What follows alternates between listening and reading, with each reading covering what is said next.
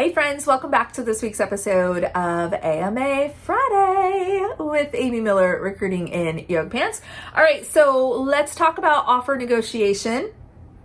Specifically, the most powerful sentence you can use on a recruiter to get the offer you want. Are y'all ready for this? I'm laying out all the secrets here. Your mind will be blown. I should charge for this.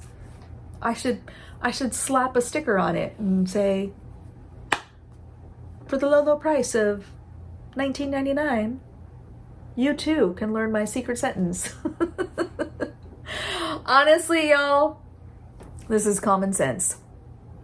There is nothing secret about this. There is nothing earth-shattering about this. You're probably going to be mad because I built it up and it's going to be really lame and boring. But it's true and it's effective, all right? So we're going to have the conversation anyway. Here is the magic words that recruiters want to hear when you are negotiating an offer. Recruiter, this is the package I will accept. That's it. Tell me your yes number. If you say, hey, Amy, thanks so much for the offer. This is great. I'm excited. I appreciate all the hard work you did to get here. I have a counter for you. I will accept if you can increase this by this or that by that or whatever it might be. You tell me, what is the offer you will say yes to today? And I promise you, if there is room for negotiation, and there's not always. Y'all know I don't make bad offers, just saying. If there is room for negotiation, if we are able to make adjustments, this is brilliant data to bring back to the hiring team, the comp team, leadership, whoever is involved in the approval process. It varies depending on the company, but whoever is responsible for this, ultimately, if I say, hey, Amy's going to accept if we can do X, all of a sudden, it becomes tangible. The possibility of you actually accepting and us getting this role filled and getting this off my desk and getting it off the hiring manager's plate, and now you're showing us a light at the end of the tunnel where you're the train coming to save us. Okay. What are we talking about? Oh yeah, just a little more equity. Just need a little, okay. We just need to sweeten the cash a little bit. Maybe we can throw in a sign-on bonus. Maybe we can throw in a little, and they'll say yes. Yeah, they said they'd accept. All right, well, okay, yeah, we can do that. Done. Go accept. Now, I will caution you, please don't do this if you don't mean it. There is nothing more painful than going back to a hiring manager or a comp analyst or whoever and saying, so I know what they said, but turns out they were just kidding. Horrible. Not good for your reputation either, for what it's worth. So, you have to decide that, right? So, again, this is a magic sentence. This is a, secret way to negotiate or whatever. It's none of those things. It's just common sense. But anyway, this works when you mean it. If you're able to say, yeah, I've thought everything through. I'm happy with the benefits. I'm happy with location. I'm happy with whatever else. All the other elements are there for you, and you just need a certain threshold to be met. This is a great way to get it done. That's what I care the most about. What is your yes number? Okay, so that's most impactful number one. This is the offer that I will accept. Okay, I'm going to listen to that all day long. Second data point that is very helpful and can sometimes sway, a challenging negotiation is external data points. And when I say external data points, don't get it twisted, y'all. I already know how many years you've been in the industry. A lot of people try to negotiate by stating the obvious. by saying things like, well, I have 17 years in this field. Well, I spent 5 years at your direct competitor. Well, I have a PhD in this field. Well, I studied under this professor.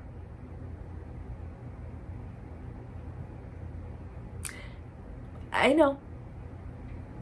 I know these things because they're on your resume. I learned that about you the first time I called you. We did the math on how many years you have in this industry during the interview process. These are not new data points. And so when people tell me these things, I just smile and nod and say, yes, thank you. We have taken all that under advisement. This is the offer. You're regurgitating information that we have already used to create the offer does not change the offer. Ever. It's not new information.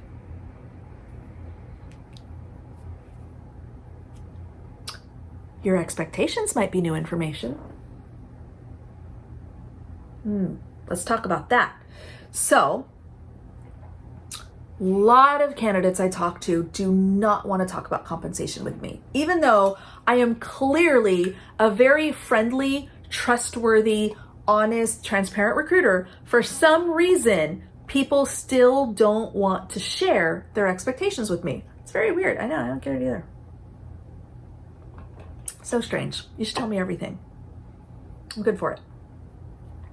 Okay, so all kidding aside, a lot of people genuinely don't want to talk about it. And, you know, they're nervous. They don't want to show their cards. They're afraid I'll use it inappropriately, whatever reason. I don't know. I don't take it personally. It is what it is. You don't want to tell me, that's fine.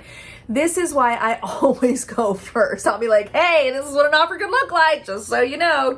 You know, I don't want any secrets between us because we're going to be besties and we're going to work together. Okay. I might recruit for you someday.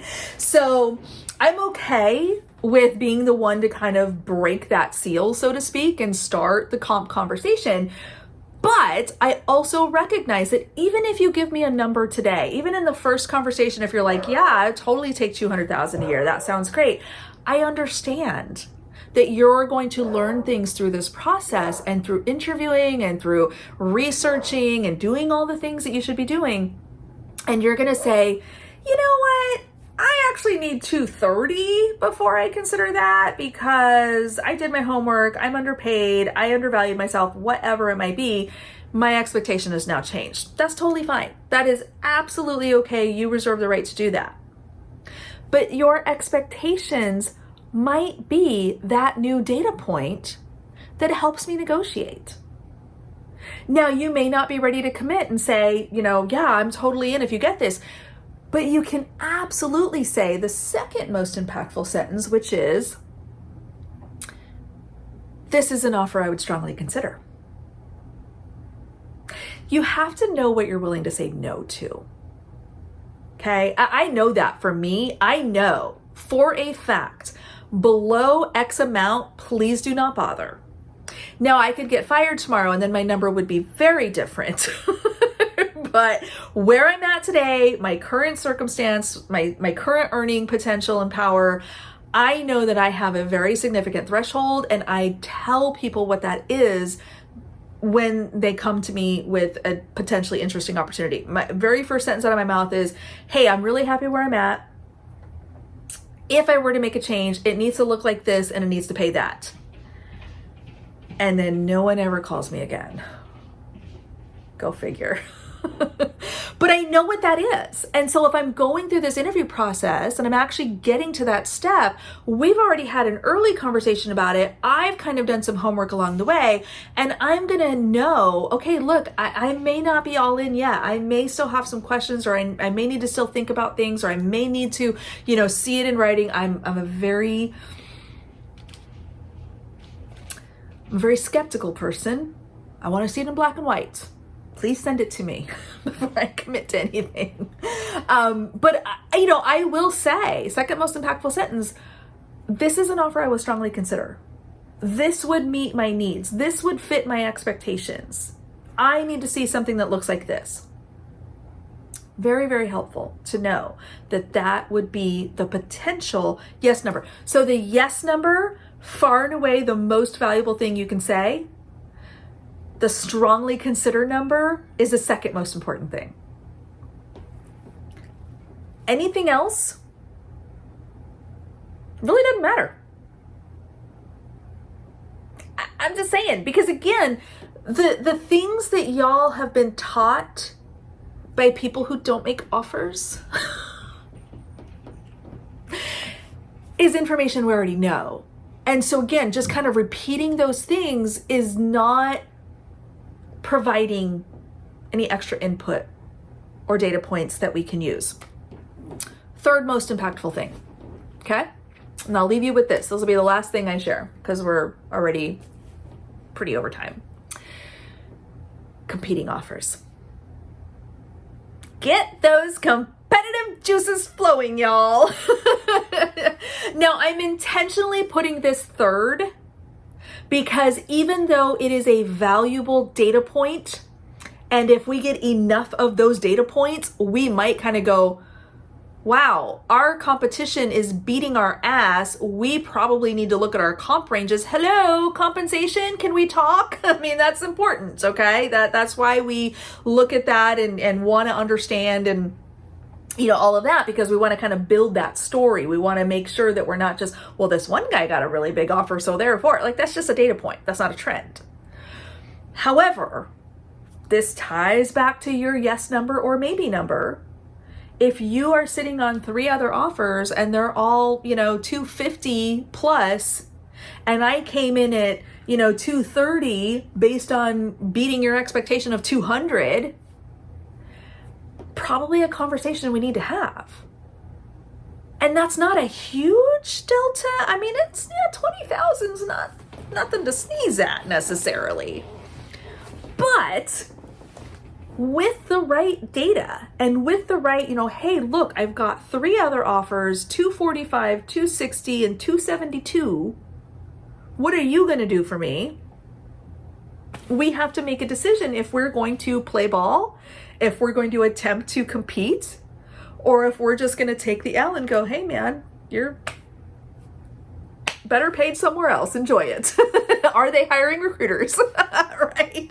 So those are the data points that can be powerful. So you do get to decide what you want to share and when, okay? There are no rules around this. It is your personal information. Your offers are your own. You do not have to send them to me. You do not have to share them with me. I'm just letting you know what does help and what does create an opportunity for me to go push for more if we didn't make the best possible offer out the gate. My preference is always to make the best possible offer. I'm very, very grateful that most of my offers are accepted pretty quickly because I don't make bad offers. I just will not.